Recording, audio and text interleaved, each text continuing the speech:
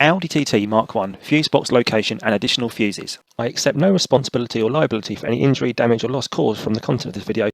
Don't forget to check out some of my DIY repair tutorials here on YouTube that may help with some common Audi TT fixes such as CV joints, jacking the car, track rod ends, etc. Don't forget to like and subscribe if you find this useful. When I suspected a blown fuse in the Audi, I went looking in the normal places such as the glove box and under the bonnet for the fuse box. Just so you know, it's not there. Instead, it's recessed at the end of the dashboard, and you need the driver's door open to access this. So pop off the dashboard end panel by inserting a flathead screwdriver just about where the top and the bottom of the dashboards meet. Fusebox is now clearly visible with the different ampage fuses on display. Most Fusebox layout diagrams I've found online so far have been for the left-hand drive models. Being based in the UK, I have made my own version for our right-hand drive models. I have also labelled all the fuse locations and their ampage. To make changing or removing a fuse easier, Audi have supplied this small pair of white pliers also concealed behind the fascia panel. With the small pair of white pliers or tweezers, simply grip the fuse and remove.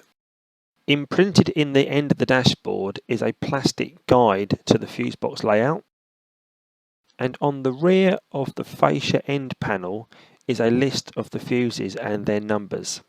Refit the fascia panel by lining up the two tabs that slide into the base of the dashboard and literally push to snap shut.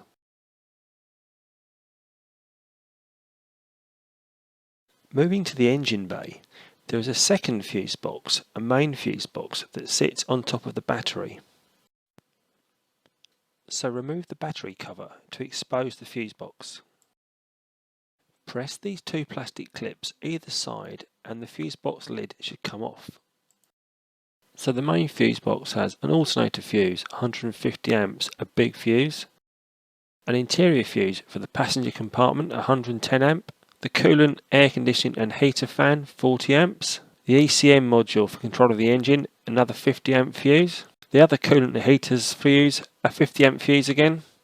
The three remaining spade fuses are a 30 amp engine cooling fan and two ABS braking fuses, both 30 amps.